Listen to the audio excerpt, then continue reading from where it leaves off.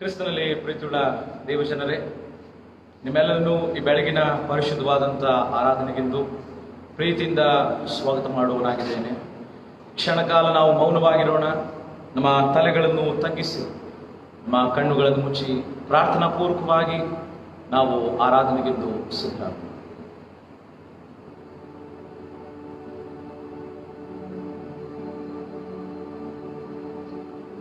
ಮಹೋನ್ನತ ದೇವರ ಪರಿಶುದ್ಧ ಸನ್ನಿಧಾನದಲ್ಲಿ ನಾವಿರುವಾಗ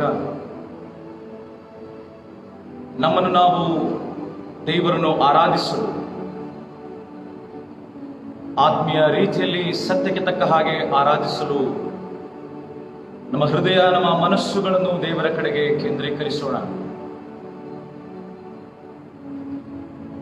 ದೇವರು ತನ್ನ ಪರಿಶುದ್ಧ ಮಂದಿರದಲ್ಲಿದ್ದಾನೆ. ಭೂಲೋಕವೆಲ್ಲ ಆತನ ಮುಂದೆ ಮೌನವಾಗಿದೆ. ನಮ್ಮ ದೇವರನ್ನು ಆರಾಧಿಸೋಣ, ಘನಪಡಿಸೋಣ, ಕೀರ್ತಿಸೋಣ, ಭಜಿಸೋಣ. ಆತನು ನಮ್ಮನ್ನು ಸದಾಕಾಲವೂ ಆಶೀರ್ವದಿಸುವವನು, ನಮ್ಮೆಲ್ಲರನ್ನು ತನ್ನ ಕೃಪಾವರಗಳಿಂದ, ಪ್ರೀತಿ ಮಮತೆಯಿಂದ ಪೋಷಿಸುವವನು ಸಹ ಆಗಿದ್ದಾನೆ. ಈ ನಿಟ್ಟಿನಲ್ಲಿ ನಮ್ಮ ದೇವರಿಗೆ ಹೃದಯಾಂತರಾಳದಿಂದ ನಮಿಸೋಣ, ವಂದಿಸೋಣ.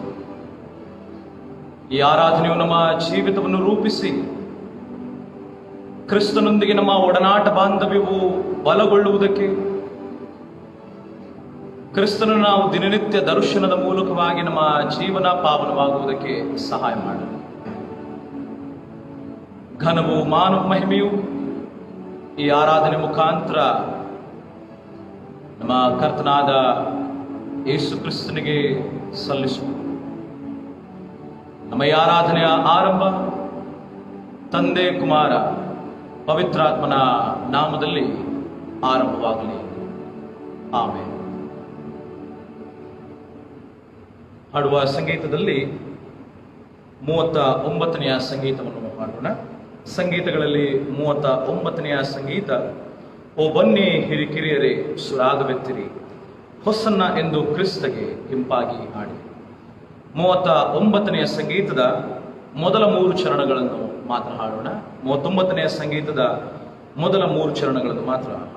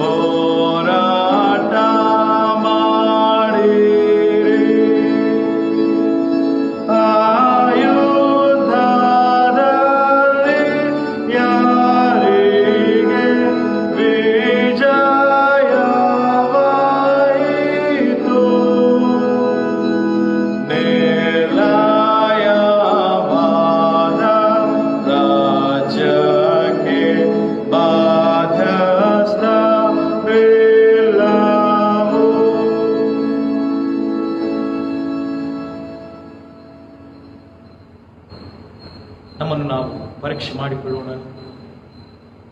ದೇವರ ಆಜ್ಞೆಗಳ ವಿರುದ್ಧವಾಗಿ, ದೇವರ ಮಾತುಗಳಿಗೆ ವಿರುದ್ಧವಾಗಿ, ನಮ್ಮ ನೆರೆಯವರ ವಿರುದ್ಧವಾಗಿ ನಾವು ಮಾಡಿರುವಂತಹ ತಪ್ಪು ಅಪರಾಧಗಳನ್ನು ನಾವು ನೆನಪಿಗೆ ತಂದುಕೊಳ್ಳೋಣ.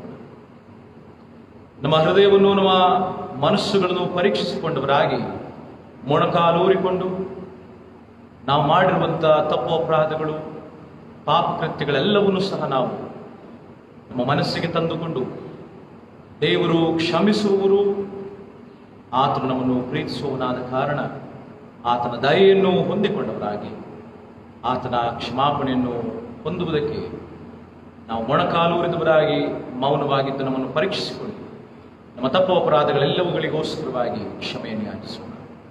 ಕ್ಷಣ ಹೊತ್ತು ಮೌನವಾಗಿ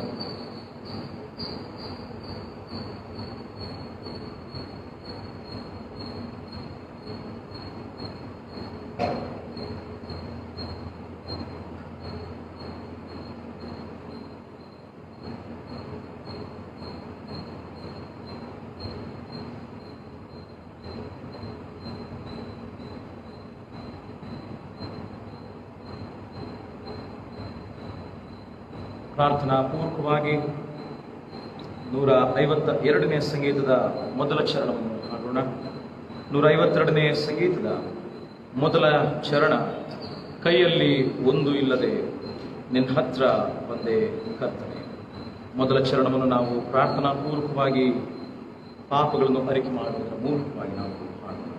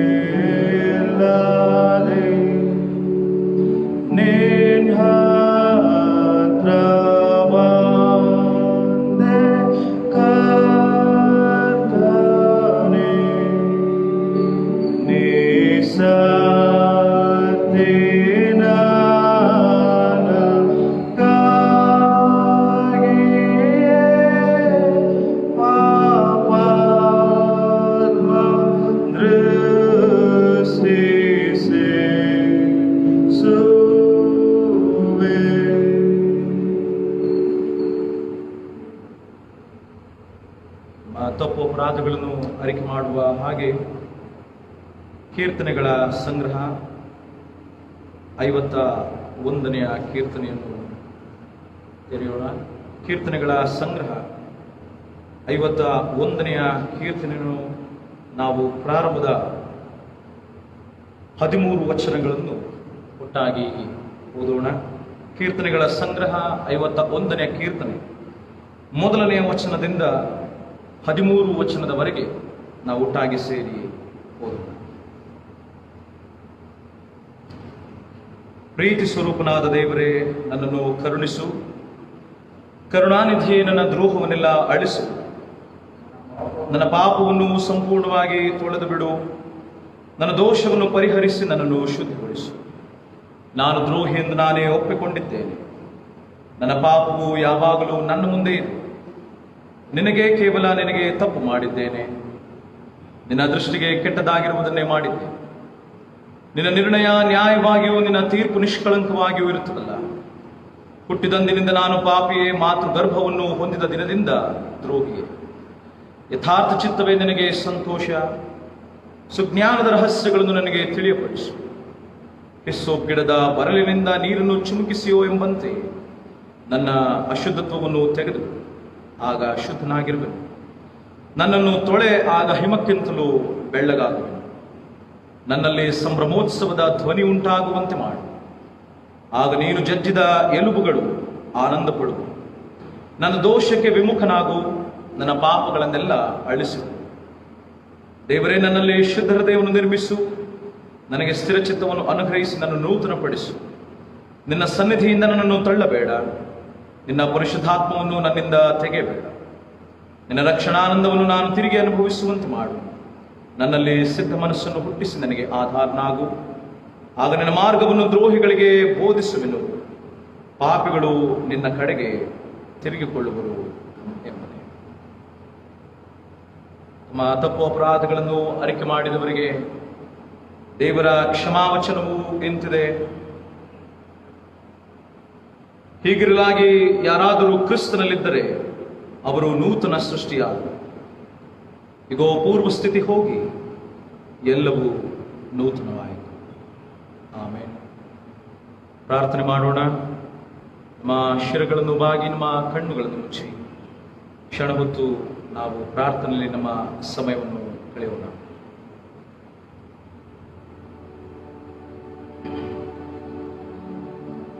ಪ್ರೀತಿ ಸ್ವರೂಪನಾದ ದೇವರೇ, ನಿನ್ನ ನಾಮಕ್ಕೆ ಸ್ತೋತ್ರವಾಗಲಿ. ಈ ಉದಯದ ಕಾಲದಲ್ಲಿ ನಿನ್ನನ್ನು ಆರಾಧಿಸಲು, ನಿನ್ನನ್ನು ಘನಪಡಿಸಲು ಬಂದಿರುವಂಥ ನಮಗೆ ನಿನ್ನ ಆಶೀರ್ವಾದಗಳನ್ನು, ನಿನ್ನ ಕೃಪೆಯನ್ನು ನಮಗೆ ದಯಪಾಲಿಸು ಎಂಬುದಾಗಿ ಪ್ರಾರ್ಥಿಸುತ್ತೇವೆ. ಈ ಆರಾಧನೆಗೆಂದು ನಮಗೆ ಸಮಯವನ್ನು ಒದಗಿಸಿಕೊಟ್ಟಿದ್ದಕ್ಕೋಸ್ಕರವಾಗಿ ನಿನಗೆ ಸ್ತೋತ್ರ ಮಾಡುತ್ತೇವೆ. ನಾವು ಸಮುದಾಯವಾಗಿ, ಸಭೆಯಾಗಿ ಆಲಯಕ್ಕೆ ಸೇರಿ ಬರದಂತಹ ಕಾರಣವು ನಮಗಿದ್ದರೂ ಸಾಮಾಜಿಕ ಜಾಲತಾಣದ ಮೂಲಕವಾಗಿ ಆನ್ಲೈನ್ ಸರ್ವಿಸ್ನಲ್ಲಿ ನಾವು ಆರಾಧನೆಯಲ್ಲಿ ಭಾಗಿಯಾಗಲು, ನಿನ್ನ ವಾಕ್ಯವನ್ನು ಧ್ಯಾನಿಸಲು, ನಿನ್ನನ್ನು ಸ್ಮರಿಸಲು ಕೊಟ್ಟಂತ ಈ ಒಳ್ಳೆಯ ಅವಕಾಶಕ್ಕೋಸ್ಕರವಾಗಿ, ಈ ಅನುಕೂಲಕ್ಕೋಸ್ಕರವಾಗಿ ನನಗೆ ಸ್ತೋತ್ರ ಮಾಡುತ್ತೇವೆ.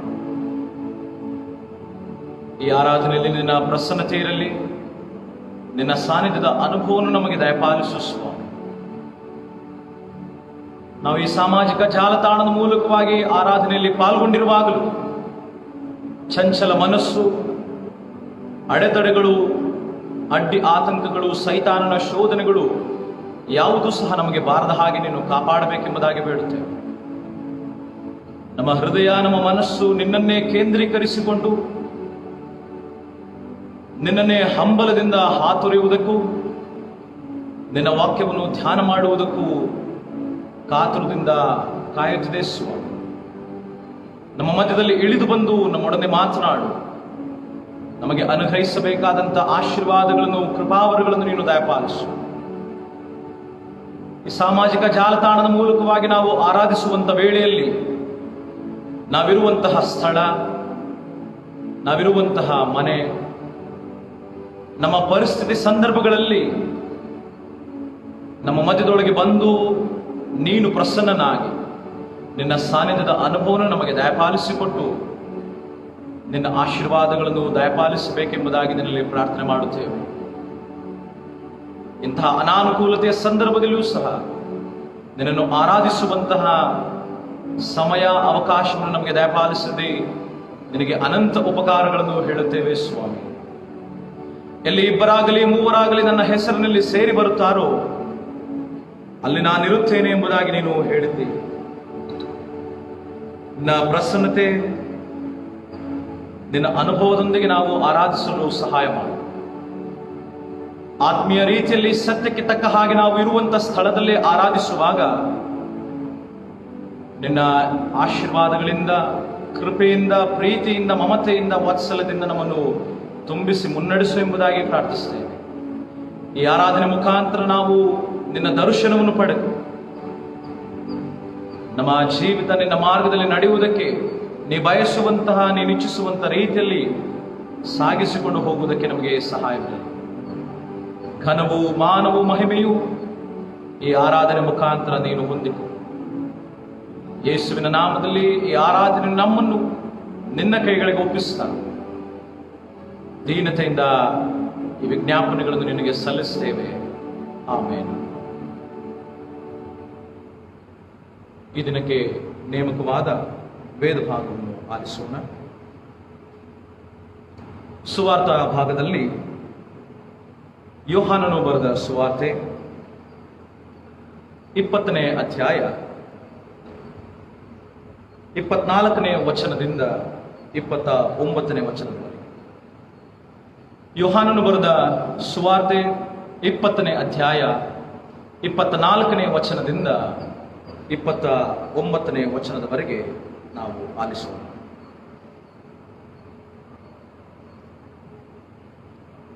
ಯೇಸು ಬಂದಾಗ 12 ಮಂದಿ ಶಿಷ್ಯರೊಳಗೆ ಒಬ್ಬನಾದ ದಿದುಮನೆನಿಸಿಕೊಳ್ಳುವ ತೋಮನು ಅವರ ಸಂಗಡ ಇರಲಿಲ್ಲ.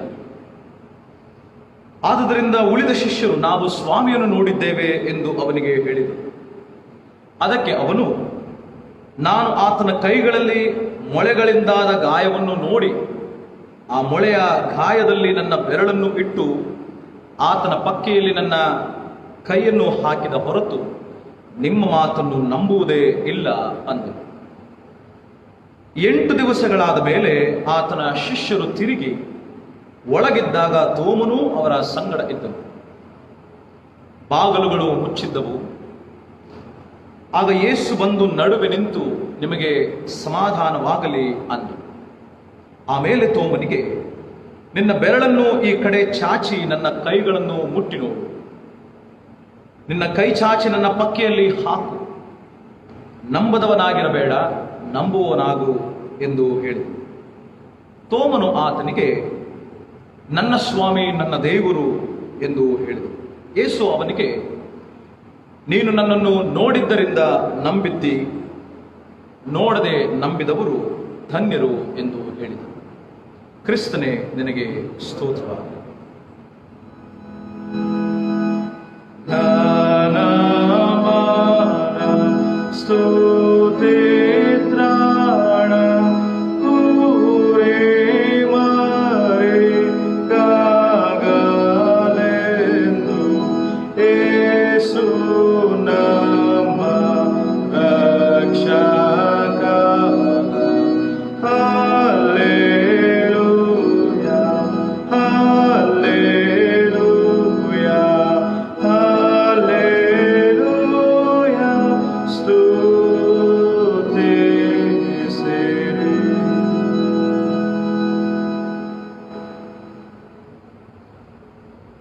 ವಾಕ್ಯಧ್ಯಾನಕ್ಕೆಂದು ನಮ್ಮನ್ನು ನಾವು ಸಿದ್ಧ ಮಾಡಿಕೊಳ್ಳೋಣ. ವಾಕ್ಯಧ್ಯಾನಕ್ಕೆ ನಮ್ಮನ್ನು ನಾವು ಸಿದ್ಧ ಮಾಡಿಕೊಳ್ಳುವ ಹಾಗೆ ಪವಿತ್ರ ಆತ್ಮಬ ಎಂಬ ಸ್ತುತಿ ಗೀತೆಗಳಲ್ಲಿ ಈ ಗೀತೆಯನ್ನು ಹಾಡೋಣ. ಈ ಗೀತೆಗಳನ್ನು ಹಾಡುವಾಗ ವಾಕ್ಯಧ್ಯಾನಕ್ಕೆಂದು ನಮ್ಮನ್ನು ನಾವು ಸಿದ್ಧಪಡಿಸಿಕೊಳ್ಳೋಣ.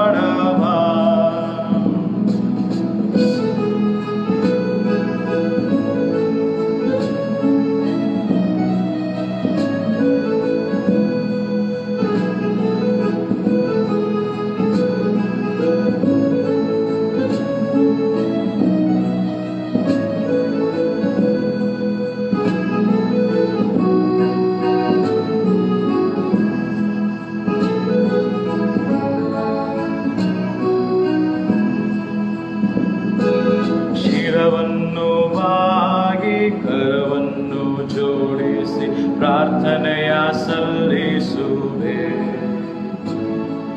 ಶಿರವನ್ನು ಬಾಗಿ ಕರವನ್ನು ಜೋಡಿಸಿ ಪ್ರಾರ್ಥನೆಯ ಸಲ್ಲಿಸುವೆ. ನಾನಿನಗಾಗಿಯೇ ಸುನಿನಗಾಗಿಯೇ ನಾನಿನಗಾಗಿಯೇ ಸುನಿನಗಾಗಿಯೇ ನಾನಿನಗಾಗಿಯೇ ಸುನಿನಗಾಗಿಯೇ ಎನ್ಬಾಳ ಅರ್ಪಿಸುವೆ. ಪವಿತ್ರಾತ್ಮ ಪವಿತ್ರಾತ್ಮ ನನ್ನೇಸುವಿನ ಮಹಿಮೆಗಾಗಿಯೇ ಜೀವಿಸ ಮಾಡವ.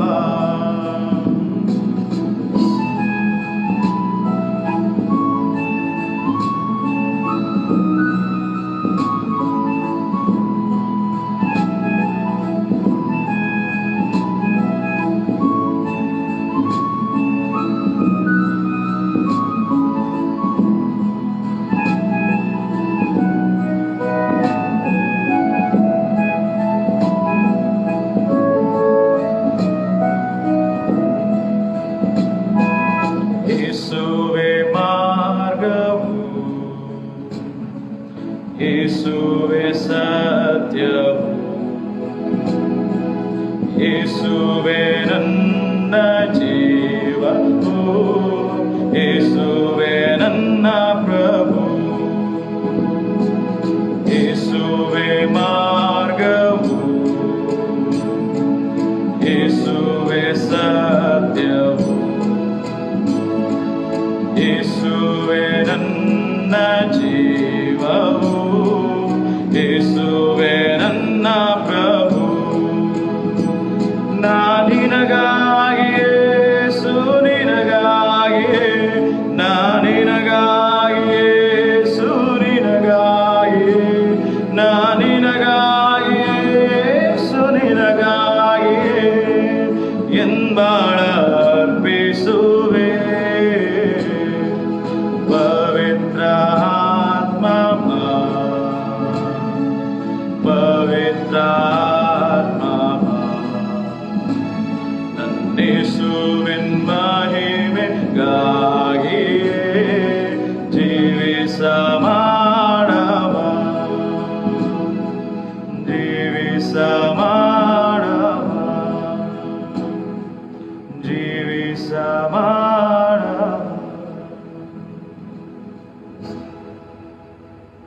ಪ್ರಾರ್ಥನೆ ಮಾಡಿ. ನಮ್ಮನ್ನು ಜೀವಿಸುವ ಹಾಗೆಯೂ ಮಾಡುವಂತ ನಮ್ಮ ದೇವರೇ, ನಿನ್ನ ನಾಮಕ್ಕೆ ಸ್ತೋತ್ರವಾಗಲಿ ಸ್ವಾಮಿ. ನಿನ್ನ ವಾಕ್ಯವನ್ನು ಕೇಳಲು ನಮ್ಮ ಹೃದಯ ನಮ್ಮ ಮನಸ್ಸು ಕಾದಿದೆ. ಹಂಬಲದಿಂದ ಆತುರದಿಂದ ನಿನ್ನ ವಾಕ್ಯಕ್ಕೋಸ್ಕರವಾಗಿ ಕಾದಿರುವಂತ ನಮಗೆ ನಿನ್ನ ವಾಕ್ಯದ ಗೂಢಾರ್ಥಗಳನ್ನು ತಿಳಿಯಪಡಿಸು. ವಾಕ್ಯದ ಮೂಲಕವಾಗಿ ನಮ್ಮ ಜೀವಿತವನ್ನು ನಡೆಸು. ನಾವು ನಿನ್ನ ಮಕ್ಕಳು, ನಿನ್ನ ಶಿಷ್ಯರು, ನಿನ್ನ ಸಮುದಾಯದವರಾಗಿರುವುದರಿಂದ ನಿನ್ನನ್ನು ಪ್ರತಿನಿಧಿಸುವ ಹಾಗೆ ನಿನ್ನ ಮಾರ್ಗದಲ್ಲಿ ನಡೆದು ಈ ಲೋಕದಲ್ಲಿ ನಿನಗೆ ಸಾಕ್ಷಿಗಳಾಗಿ ನಿಂತು ಇತರರಿಗೆ ನಾವು ಮಾದರಿಯಾಗಿ ಜೀವಿಸಲು ನಮಗೆ ಸಹಾಯವನ್ನು ಅನುಗ್ರಹಿಸು. ಯೇಸುವಿನ ನಾಮದಲ್ಲಿ ಈ ಪ್ರಾರ್ಥನೆಯನ್ನು ಕೇಳು. ಆಮೇಲೆ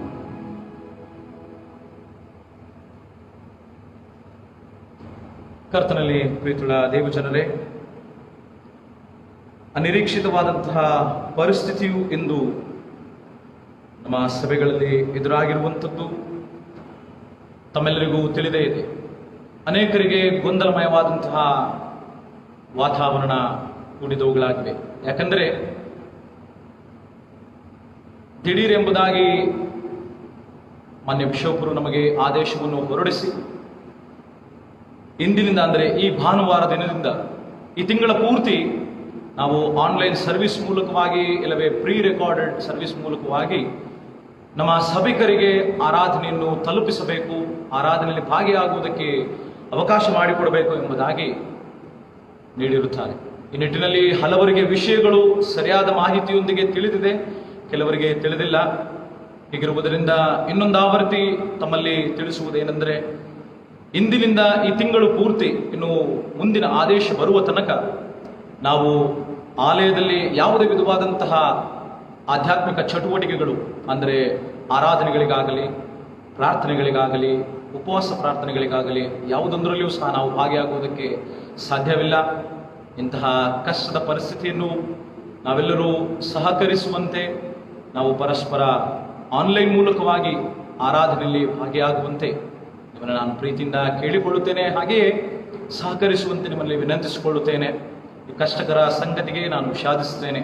ಅದೇ ವೇಳೆ ನಮ್ಮನ್ನು ಇನ್ನಷ್ಟು ಆನ್ಲೈನ್ ಸರ್ವಿಸ್ಗಳ ಮೂಲಕವಾಗಿ ಆರಾಧನೆಯಲ್ಲಿ ಹೆಚ್ಚಾಗಿ ಪಾಲ್ಗೊಳ್ಳೋಣ. ದೇವರ ಬಲವನ್ನು, ದೇವರ ಆಶ್ರಯವನ್ನು ನಾವು ಪಡೆದುಕೊಳ್ಳುವವರಾಗಿರೋಣ.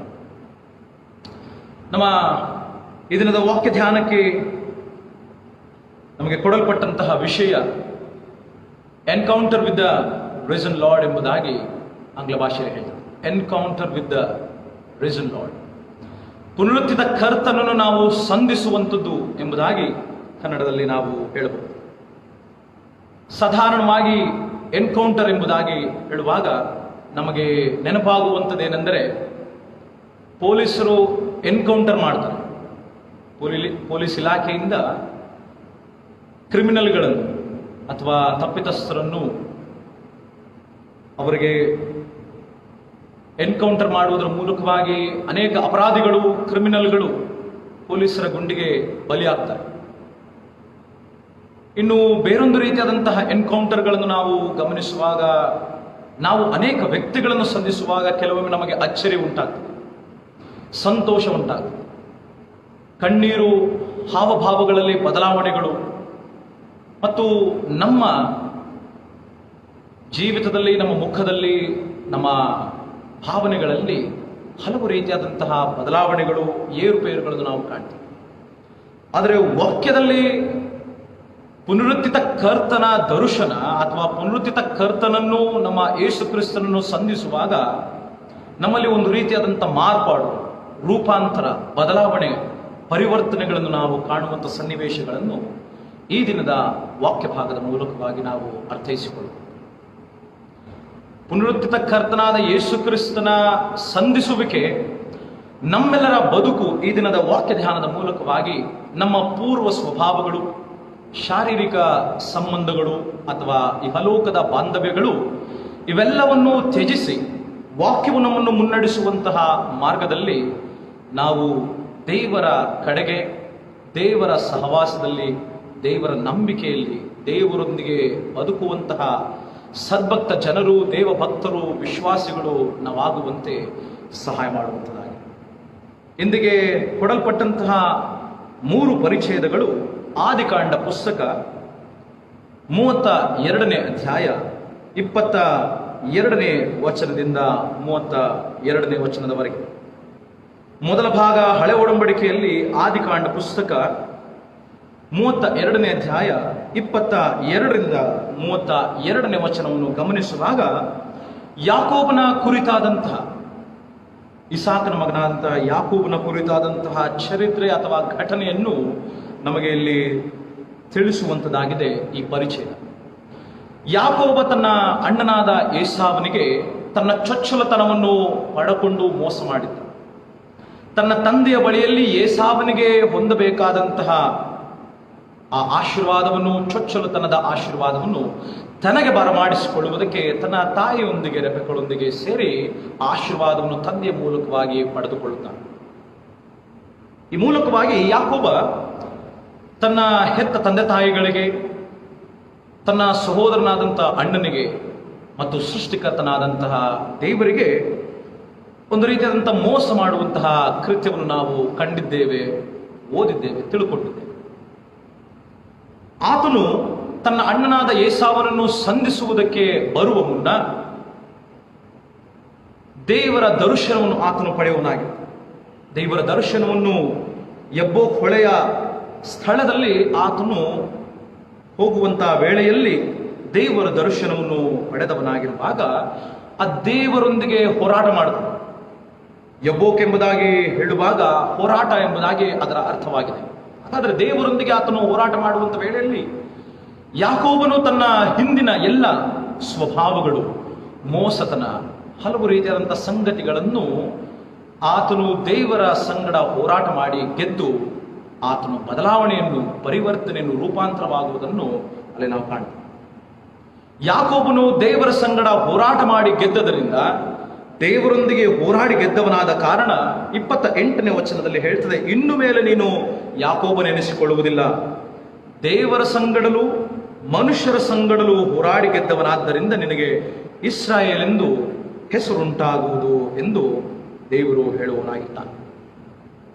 ಹಾಗಾದರೆ ಪ್ರಿಯರೇ, ಯಾಕೋಬನು ದೇವರ ದರ್ಶನವನ್ನು ಪಡೆದು ದೇವರೊಂದಿಗೆ ಹೋರಾಡಿ ಮನುಷ್ಯರೊಂದಿಗೆ ಹೋರಾಡಿ ಗೆದ್ದವನಾದ ಕಾರಣ ಅವನ ಹೆಸರು ಯಾಕೋಬ ಎಂಬುದಾಗಿ ಇದ್ದದ್ದು ಇಸ್ರಾಯೇಲ್ ಎಂಬುದಾಗಿ ಮಾರ್ಪಾಡಾಯಿತು. ಇದು ಕೇವಲ ಅವನ ಹೆಸರಿನಲ್ಲಿ ಮಾತ್ರವೇ ಮಾರ್ಪಾಡು, ಬದಲಾವಣೆಗಳನ್ನು ನಾವು ಕಾಣುವಂಥವರಲ್ಲ, ಬದಲಾಗಿ ಅವನ ವ್ಯಕ್ತಿತ್ವದಲ್ಲಿ, ಸ್ವಭಾವದಲ್ಲಿಯೂ ಸಹ ಬದಲಾವಣೆಯನ್ನು ನಾವು ಕಾಣ್ತೀವಿ. ಹೇಗೆಂದರೆ, ತನ್ನ ಅಣ್ಣನ ವಿರುದ್ಧವಾಗಿ, ತನ್ನ ತಂದೆಯ ವಿರುದ್ಧವಾಗಿ, ತನ್ನ ಸೃಷ್ಟಿಕರ್ತನಾದ ದೇವರ ವಿರುದ್ಧವಾಗಿ ಮಾಡಿದಂತಹ ಆ ಮೋಸದ ಕಾರ್ಯವನ್ನು ಮರೆತು ಆತನು ತಪ್ಪು ಮಾಡಿದ್ದಾನೆ ಮತ್ತು ಆತನು ತಪ್ಪಿತಸ್ಥನೆಂಬ ಅರಿವು ಅವನಿಗೆ ಆಗಿ ದೇವರನ್ನು ದರ್ಶನವನ್ನು ಪಡೆದ ನಂತರ, ದೇವರೊಂದಿಗೆ ಹೋರಾಡಿ ಗೆದ್ದ ನಂತರ ತನ್ನ ಅಣ್ಣನ ಸಂಗಡ ಸಂಧಾನ ಮಾಡಿಕೊಳ್ಳುವಂತಹ ಪರಿಸ್ಥಿತಿಗೆ ಆತನು ಒಳಗಾಗ್ತಾನೆ.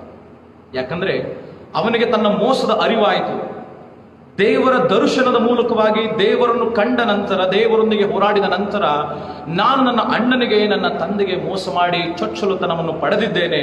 ಇನ್ನು ನಾನು ನನ್ನ ಅಣ್ಣನ ಸಂಗಡ ಒಂದು ಮಾಡಿಕೊಂಡು ನನ್ನ ಬಾಂಧವ್ಯವನ್ನು ನನ್ನ ಅಣ್ಣನೊಂದಿಗೆ ಕೂಡಿ ಬಾಳುವವನಾಗಿ, ನಾನು ಸಂಧಾನ ಮಾಡಿಕೊಳ್ಳುವವನಾಗಿ, ನನ್ನ ತಪ್ಪಿನ ಅರಿವಿನ ನಿಮಿತ್ತವಾಗಿ ನಾನು ಕ್ಷಮೆ ಕೇಳುತ್ತೇನೆ ಎಂಬಂತಹ ಅರಿವು, ಪ್ರಜ್ಞೆ ಅವನಲ್ಲಿ ಮೂಡುತ್ತದೆ.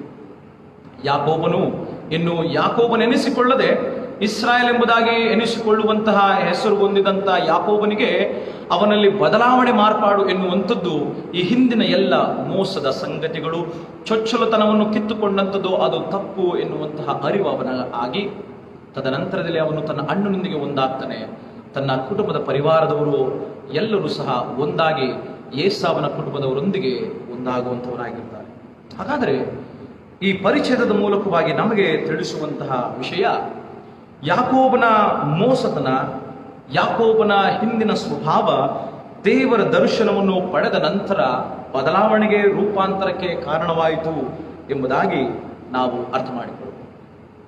ಇನ್ನು ಎರಡನೇ ಭಾಗ, ಎರಡನೆಯ ಪರಿಚ್ಛೇದ, ಅಪೊಸ್ತಲರ ಕೃತ್ಯಗಳು 9ನೇ ಅಧ್ಯಾಯ 18ನೇ ವಚನದವರೆಗೆ, ಪ್ರಾರಂಭದ ವಚನದಿಂದ ಗಮನಿಸುವಾಗ ಪೌಲನ ಕುರಿತಾದಂತಹ ಜೀವನವನ್ನು ನಾವು ತಿಳ್ಕೊಳ್ಳಬಹುದಾಗಿದೆ. ಅಪೊಸ್ತಲರ ಕೃತ್ಯಗಳು 9ನೇ ಅಧ್ಯಾಯ 1ನೇ ವಚನದಿಂದ 18ನೇ ವಚನವನ್ನು ಗಮನಿಸುವಾಗ ಪೌಲನ ರೂಪಾಂತರ, ಬದಲಾವಣೆಯ ವಿಷಯದಲ್ಲಿ ನಾವು ಅರ್ಥ ಮಾಡಿಕೊಳ್ಳಬಹುದು. 1ನೇ ವಚನವನ್ನು ಗಮನಿಸುವುದಾದರೆ, ಸೌಲನು ಇನ್ನೂ ಕರ್ತನ ಶಿಷ್ಯರ ಮೇಲೆ ರೌದ್ರನಾಗಿದ್ದು ಬೆದರಿಕೆ ಮಾತುಗಳನ್ನು ಆಡುತ್ತಾ ಅವರನ್ನು ಸಂಹರಿಸಬೇಕೆಂದು ಆಶೆ ಪಡುತ್ತಾ ಮಹಾಯಾಜಕನ ಬಳಿಗೆ ಹೋಗಿ ಆತನು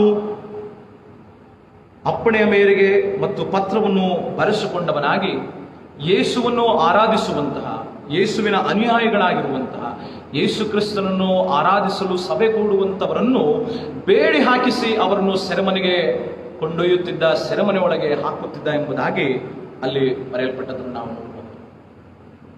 ಪೌಲ ಆತನು ಕ್ರಿಸ್ತನನ್ನು, ಅಂದರೆ ಪುನರುತ್ಥಿತ ಕರ್ತನನ್ನು ಎದುರುಗೊಳ್ಳುವುದಕ್ಕಿಂತ ಮುಂಚಿತವಾಗಿ ಕ್ರೈಸ್ತ ಸಭೆಯ ಹಿಂಸಕನಾಗಿದ್ದ, ಕ್ರೈಸ್ತರನ್ನು ಹಿಂಸಿಸುವವನಾಗಿದ್ದ, ಕ್ರಿಸ್ತನನ್ನು ಆರಾಧಿಸುವವರನ್ನು, ಸೇವಿಸುವವರನ್ನು ಮತ್ತು ಆರಾಧನೆಗೆ ಸಭೆ ಕೂಡುವಂತಹ ಸದಸ್ಯರುಗಳನ್ನು ಮಹಾಯಾಜಕರ ಮೂಲಕವಾಗಿ ಅಪ್ಪಣೆಯನ್ನು ಪಡೆದು ಅವರ ಮೂಲಕವಾಗಿ ಪತ್ರಗಳನ್ನು ಬರೆಸಿಕೊಂಡು ಅವರನ್ನು ಸೆರೆಮನೆಗೆ ಹಾಕಿಸುತ್ತಿದ್ದ, ಅವರನ್ನು ಹಿಂಸಿಸುತ್ತಿದ್ದ. ಅವರನ್ನು ಹಿಂಸೆಯ ಮೂಲಕವಾಗಿ ಕ್ರಿಸ್ತನನ್ನು ಆರಾಧಿಸಬಾರದು ಎನ್ನುವಂತಹ ರೀತಿಯಲ್ಲಿ ಅಡ್ಡಿಯಾಗಿದ್ದಂತಹ ಪೌಲ ಒಂದು ದಿನ ದಮಸ್ಕಕ್ಕೆ ಹೋಗುವಂತಹ ವೇಳೆಯಲ್ಲಿ ಆ ಪುನರುತ್ಥಾನ ಹೊಂದಿದಂಥ ಯೇಸು ಕ್ರಿಸ್ತನೇ ವಾಣಿಯ ಮೂಲಕವಾಗಿ ಪೌಲನಿಗೆ ದರ್ಶನವನ್ನು ಕೊಡುವನಾಗಿರ್ತಾನೆ. 4ನೇ ವಚನವನ್ನು ಗಮನಿಸುವಾಗ, ಸೌಲನೇ ಸೌಲನೇ ನನ್ನನ್ನು ಯಾಕೆ ಹಿಂಸೆ ಪಡಿಸುತ್ತಿ ಎಂದು ಹೇಳುವ ವಾಣಿಯನ್ನು ಸೌಲನು ಕೇಳುವನಾಗ್ತಾನೆ. ಹಾಗಾದರೆ ಯೇಸು ಕ್ರಿಸ್ತನು ಪುನರುತ್ಥಾನ ಹೊಂದಿದ ನಂತರ ಕ್ರಿಸ್ತನನ್ನು ಆರಾಧಿಸುವಂತಹ ಅವನ ಶಿಷ್ಯ ಮಂಡಳಿಯನ್ನು ಯಾಕೆ ನೀನು ಹಿಂಸಿಸುತ್ತೆ ಎಂಬುದಾಗಿ ಪ್ರಶ್ನೆ ಮಾಡುವಾಗ, ಯೇಸು ಕ್ರಿಸ್ತನ ಶಿಷ್ಯರನ್ನು ಹಿಂಸಿಸುವಂಥದ್ದು, ಯೇಸು ಕ್ರಿಸ್ತನ ಅನುಯಾಯಿಗಳನ್ನು ಸಭೆ ಕೂಡದಂತೆ ತಡೆಯುವಂಥದ್ದು ಮತ್ತು ಆರಾಧನೆಗೆ ಸೇರಿ ಬರುವುದಕ್ಕೆ ತಡೆಯುವಂಥದ್ದು, ಅದು ಯೇಸು ಕ್ರಿಸ್ತನನ್ನೇ ತಡೆಯುವಂಥದ್ದಾಗಿದೆ. ಯೇಸು ಕ್ರಿಸ್ತನ ಶಿಷ್ಯರಿಗೆ ಕೊಡುವಂಥ ಹಿಂಸೆ ಅದು ಯೇಸು ಕ್ರಿಸ್ತನಿಗೆ ಕೊಡುವಂಥ ಹಿಂಸೆಯಾಗಿದೆ. ಈ ನಿಟ್ಟಿನಲ್ಲಿ ಸೌಲನಿಗೆ ಯೇಸು ಕ್ರಿಸ್ತನು ಹೇಳುವಂಥ ಮಾತು, ನನ್ನನ್ನು ಯಾಕೆ ನೀನು ಹಿಂಸೆ ಪಡಿಸ್ತಿ ಎಂಬುದಾಗಿ ಹೇಳುವಾಗ 5ನೇ ವಚನದಲ್ಲಿ ಪ್ರತ್ಯುತ್ತರವಾಗಿ ಸೌಲನು ಕೇಳ್ತಾನೆ, ಕರ್ತನೆ ನೀನಾರು ಎಂಬುದಾಗಿ ಹೇಳಿದಕ್ಕೆ, ನೀನು ಹಿಂಸೆ ಪಡಿಸುವ ಯೇಸುವೆ ನಾನು ಎಂಬುದಾಗಿ. ಹಾಗಾದರೆ ಜನರನ್ನು ಹಿಂಸೆ ಪಡಿಸುತ್ತಿದ್ದಂತಹ ಪೌಲ, ಜನರನ್ನು ಆರಾಧನೆಗೆ ಮತ್ತು ಸಭೆ ಕೂಡುವುದಕ್ಕೆ ತಡೆಯುತ್ತಿದ್ದಂಥ ಅಡ್ಡಿಯಾದಂತಹ ಪೌಲನಿಗೆ ನೀನು ಹಿಂಸೆ ಪಡಿಸುವಂತ ಆ ಯೇಸುವೆ ನಾನು ಎಂಬುದಾಗಿ ಯೇಸು ಸ್ವಾಮಿ ಹೇಳುವಂತ ವಾಣಿನವನ್ನು ಕೇಳಿ ಆ ಕ್ಷಣದಿಂದ 3 ದಿನಗಳ ಕಾಲ ಆತನು ಏನು ಕುಡಿಯುವುದಿಲ್ಲ, ತಿನ್ನುವುದಿಲ್ಲ ಮತ್ತು ಅವನ ಕಣ್ಣುಗಳು ಕಾಣುವುದಿಲ್ಲ. ತದನಂತರದಲ್ಲಿ ಅವನು ದಮಸ್ಕದಲ್ಲಿರುವಂತಹ ಅನನೀಯನೆಂಬ ಯೇಸು ಕ್ರಿಸ್ತನ ಶಿಷ್ಯನನ್ನು ಭೇಟಿಯಾದ ಮೇಲೆ ಅನನೀಯನು ಪೌಲನ ತಲೆಯ ಮೇಲೆ ಕೈಗಳನ್ನಿಟ್ಟ ನಂತರ ಅವನ ಕಣ್ಣುಗಳಲ್ಲಿದ್ದಂತಹ ಪೊರೆಗಳು ಕಳಚಿ ಕೆಳಗೆ ಬೀಳುವಂಥದ್ದನ್ನು ನಾವು ಕಾಣುತ್ತೇವೆ ಮತ್ತು ಅವನು ಆಹಾರವನ್ನು ಪಡೆದವನಾಗಿ ಬಲಗೊಂಡನು ಎಂಬುದಾಗಿ ಇಲ್ಲಿ ವಾಕ್ಯ ಭಾಗದಲ್ಲಿ ಬರೆಯಲ್ಪಟ್ಟದನ್ನು ನಾವು ತಿಳ್ಕೊಂಡಿದ್ದೇವೆ. ಅದಕ್ಕಿಂತಲೂ ಮುಖ್ಯವಾಗಿ ಪ್ರಿಯರೇ, ಪೌಲನು ಆತನು ಯಾವ ರೀತಿಯಲ್ಲಿ ಕ್ರೈಸ್ತ ಸಭೆಯನ್ನು ಹಿಂಸೆ ಪಡಿಸಿದ್ದ, ಕ್ರೈಸ್ತ ವಿಶ್ವಾಸಿಗಳನ್ನು ಕ್ರೈಸ್ತರನ್ನು ಆತನು ಹಿಂಸೆ ಪಡಿಸಿ ಸೆರೆಮನೆಗೆ ಹಾಕಿಸುತ್ತಿದ್ದನು, ಅದೇ ವ್ಯಕ್ತಿ ಈಗ ಸಭೆಗಳನ್ನು ಸ್ಥಾಪನೆ ಮಾಡಿ ಆತ್ಮಗಳನ್ನು ಗೆದ್ದು ಪುನರುತ್ಥಿತ ಕರ್ತನ ದರ್ಶನದ ಕಡೆಗೆ ಅನೇಕ ಆತ್ಮಗಳನ್ನು ನಡೆಸುವಂತಹ, ಆತ್ಮಗಳನ್ನು ಗೆಲ್ಲುವಂತಹ ವ್ಯಕ್ತಿಯಾಗಿ, ಶಿಷ್ಯನಾಗಿ, ಅಪೋಸ್ತಲನಾಗಿ, ಸಭೆಗಳನ್ನು ಸ್ಥಾಪನೆ ಮಾಡುವಂತಹ ಸ್ಥಾಪಕನಾಗಿ ಬದಲಾವಣೆ ಆಗ್ತಾನೆ. ಇದಕ್ಕೆ ಕಾರಣ ಪುನರುತ್ಥಿತ ಕರ್ತನದ ದರ್ಶನದ ನಂತರ ಅವನ ಹಿಂಸಾಕೃತ್ಯಗಳು, ಹಿಂಸೆಯ ಘಟನೆಗಳು, ಹಿಂಸೆಯ ಸಂಗತಿಗಳು ಹೋಗಿ ಕ್ರಿಸ್ತನಿಗಾಗಿ ತಾನೇ ಆ ಹಿಂಸೆಯನ್ನು ಅನುಭವಿಸುವಂತ, ಕ್ರಿಸ್ತನಿಗಾಗಿ ತಾನೇ ಆ ಹಿಂಸೆಯನ್ನು ಪಡೆದವನಾಗಿ ಸೆರೆಮನೆಯಲ್ಲಿ ವಾಸವಾಗಿಯೂ ಸೆರೆಮನೆಯಲ್ಲಿದ್ದುಕೊಂಡು ಸಹ ತನ್ನ ಸುವಾರ್ತೆಯನ್ನು, ಯೇಸು ಕ್ರಿಸ್ತನ ಸುವಾರ್ತೆಯನ್ನು, ಪುನರುತ್ಥಿತ ಕರ್ತನ ದರ್ಶನದ ಅನುಭವವನ್ನು ಇತರ ಪ್ರಜೆಗಳಿಗೆ, ಕ್ರಿಸ್ತನನ್ನು ಅರಿಯದಂತಹ ಜನರಿಗೆ ಸಾರುವಂತಹ ಪ್ರಜೆಯಾಗಿಯೂ ವಿಶ್ವಾಸಿಯಾಗಿಯೂ ಸಭೆಗಳ ಸ್ಥಾಪಕನಾಗಿಯೂ ಆತನು ಬದಲಾವಣೆಯನ್ನು ಹೊಂದುತ್ತಾನೆ. ಪ್ರಿಯರೇ, ಪೌಲನ ಮೂಲಕವಾಗಿ ನಮಗೆ ತಿಳಿದು ಬರುವಂಥದ್ದು ಏನೆಂದರೆ, ಸೌಲನು ಪೌಲನಾದ ಎಂಬುದಾಗಿ ನಾವು ತಿಳ್ಕೊಳ್ಳುತ್ತೇವೆ. ಆದರೆ ಸೌಲ ಎನ್ನುವಂಥದ್ದು ಗ್ರೀಕ್ನಲ್ಲಿ ಹೇಳುವಂತಹ ಪದ, ಪೌಲ ಎನ್ನುವಂಥದ್ದು ಆಂಗ್ಲ ಭಾಷೆಯಲ್ಲಿ ಹೇಳುವಂಥದ್ದಾಗಿದೆ. ನಮ್ಮಲ್ಲಿ ಅನೇಕರಿಗೆ ಬೈಬಲ್ನಲ್ಲಿರುವಂತಹ ಹೆಸರುಗಳು ನಾವು ಇಟ್ಟುಕೊಂಡಿರುತ್ತೇವೆ. ಉದಾಹರಣೆಗೆ ನನ್ನ ಹೆಸರೇ ಮತ್ತಾಯ ಎಂಬುದಾಗಿ ಕನ್ನಡದಲ್ಲಿ ಬರೆಯಲ್ಪಟ್ಟಿದೆ, ಮ್ಯಾಥ್ಯೂ ಎಂಬುದಾಗಿ ಆಂಗ್ಲ ಭಾಷೆಯಲ್ಲಿ ಕರೀತಾರೆ. ಹಾಗೆಯೇ ಸೌಲ ಪೌಲನಾದ ಎಂಬುದಾಗಿ ನಾವು ಬಹಳ ಸುಲಭವಾಗಿ ಹೇಳ್ತೇವೆ. ಆದರೆ ಸೌಲ ಪೌಲನಾದದ್ದು ಅದು ಹೆಸರಿನಲ್ಲಿ ಅಲ್ಲ. ಸೌಲ ಎನ್ನುವಂಥದ್ದು ಗ್ರೀಕ್ನಲ್ಲಿ ಕರೆಯಲ್ಪಡುವಂತಹ ಹೆಸರು, ಪೌಲ ಎನ್ನುವಂಥದ್ದು ಆಂಗ್ಲ ಭಾಷೆಯಲ್ಲಿ ಕರೆಯಲ್ಪಡುವಂತಹ ಹೆಸರು. ಆದರೆ ನಿಜವಾಗಿ ಅವನ ವ್ಯಕ್ತಿತ್ವದಲ್ಲಿ ಆದಂತಹ ಮಾನಸಾಂತರ, ರೂಪಾಂತರ, ಬದಲಾವಣೆ, ಪರಿವರ್ತನೆ, ಕ್ರಿಸ್ತನ ಆರಾಧಕರನ್ನು ಹಿಂಸೆಪಡಿಸುತ್ತಿದ್ದವನೇ ಇಂದು ಕ್ರಿಸ್ತನನ್ನು ಪ್ರಚುರಪಡಿಸುವಂತಹ ಪ್ರತಿನಿಧಿಯಾಗಿ ಲೋಕದಲ್ಲಿ ಸಭೆಗಳನ್ನು ಸ್ಥಾಪಿಸಿ ಆತ್ಮಗಳನ್ನು ಕ್ರಿಸ್ತನ ಕಡೆಗೆ, ಪುನರುತ್ಥಿತ ಕರ್ತನ ದರ್ಶನವನ್ನು ಪಡೆಯುವಂತಹ ವ್ಯಕ್ತಿಯಾಗಿ ಮಾರ್ಪಡುವಂತವನಾಗಿರ್ತಾನೆ ಪೌಲ. ಹೀಗಿರುವಲ್ಲಿ ನನ್ನ ನಿಮ್ಮೆಲ್ಲರ ಜೀವಿತವೂ ಸಹ ಪೌಲನ ಮೂಲಕವಾಗಿ ನಾವು ಕ್ರಿಸ್ತನ ದರ್ಶನವನ್ನು, ಪುನರುತ್ಥಿತ ಕರ್ತನ ದರ್ಶನವನ್ನು ಹಲವಾರು ವರ್ಷಗಳಿಂದ ನಾವು ಧ್ಯಾನಿಸ್ತಿದ್ದೇವೆ, ಸೇವಿಸ್ತಿದ್ದೇವೆ, ಸ್ಮರಿಸ್ತಿದ್ದೇವೆ. ನಮ್ಮಲ್ಲಿರುವಂತಹ ಪೂರ್ವ ಸ್ವಭಾವಗಳು, ನಾವು ಸಹ ಕ್ರೈಸ್ತ ಸಭೆಯನ್ನು ಒಂದು ವೇಳೆ ಯಾವುದೋ ಒಂದು ರೀತಿಯಲ್ಲಿ ಹಿಂಸೆ ಪಡಿಸುವವರಾಗಿದ್ದರೆ, ಕ್ರೈಸ್ತ ವಿಶ್ವಾಸಿಗಳನ್ನು ಮಾನಸಿಕವಾಗಿ, ದೈಹಿಕವಾಗಿ ಕ್ರಿಸ್ತನ ಸಹವಾಸದಿಂದ, ಕ್ರಿಸ್ತನ ಅನ್ಯೋನ್ಯತೆಯಿಂದ ದೂರಪಡಿಸುವಂಥವ್ರು ಆಗಿದ್ದರೆ ಅಂತಹ ಕೃತ್ಯಗಳನ್ನು ನಾವು ತ್ಯಜಿಸಬೇಕು. ಪೌಲನಂತೆ ನಾವು ಮಾರ್ಪಾಡುಗಳನ್ನು, ರೂಪಾಂತರಗಳನ್ನು ಹೊಂದಿ ಕ್ರಿಸ್ತನ ಕಡೆಗೆ ಬರುವಂತಹ ಆತ್ಮಗಳನ್ನು ಕ್ರಿಸ್ತನ ಕಡೆಗೆ ನಡೆಸುವಂತಹ ಸದ್ಭಕ್ತ ಜನರಾಗಿ ನಾವು ಮಾರ್ಪಡಿಸಿಕೊಳ್ಳುವಂಥದ್ದು, ರೂಪಾಂತರವಾಗುವಂಥದ್ದು ಬಹಳ ಅವಶ್ಯ. ಇನ್ನು ಓದಿ ಕೇಳಿದಂತಹ ವಾಕ್ಯ ಭಾಗ ಸುವಾರ್ಥ ಭಾಗದಲ್ಲಿ ಗಮನಿಸುವಾಗ ದಿದುಮನೆನಿಸಿಕೊಳ್ಳುವ ತೋಮನೆಂಬ ವ್ಯಕ್ತಿ, ಶಿಷ್ಯ ಅಲ್ಲಿರುವಂತಹ ಸಂಗತಿಯನ್ನು ಗಮನಿಸುವಾಗ ಸಾಧಾರಣವಾಗಿ ನಾವು ಹೇಳುವಂತಹ ತೋಮನ ವಿಷಯದಲ್ಲಿ ಸುಲಭವಾದಂಥ ಮಾತು ಡೌಟಿಂಗ್ ಥಾಮಸ್ ಎಂಬುದಾಗಿ ಹೇಳ್ತೇವೆ, ಸಂದೇಹ ಪಡುವಂತಹ ತೋಮ ಎಂಬುದಾಗಿ ನಾವು ಹೇಳ್ತೇವೆ. ಆದರೆ ಆತನು ಒಂದು ವಿಧದಲ್ಲಿ ಸಂದೇಹ ಪಟ್ಟದ್ದು ನಿಜವೇ ಎಂಬುದಾಗಿ ನಾವು ಅರ್ಥೈಸಿಕೊಳ್ಳಬಹುದು. ಯಾಕಂದ್ರೆ ಆತನು ತನ್ನ ಸಂದೇಹವನ್ನು ಕ್ರಿಸ್ತನು ಎದ್ದು ಬರಲಿಲ್ಲ, ಅಥವಾ ಕ್ರಿಸ್ತನು ಪುನರುತ್ಥಾನ ಹೊಂದಲಿಲ್ಲ, ಅಥವಾ ಕ್ರಿಸ್ತನು ಜೀವಿಸುತ್ತಿಲ್ಲ ಎನ್ನುವಂತಹ ಆ ರೀತಿಯಾದಂತಹ ಸಂದೇಹ ಪಡಲಿಲ್ಲ.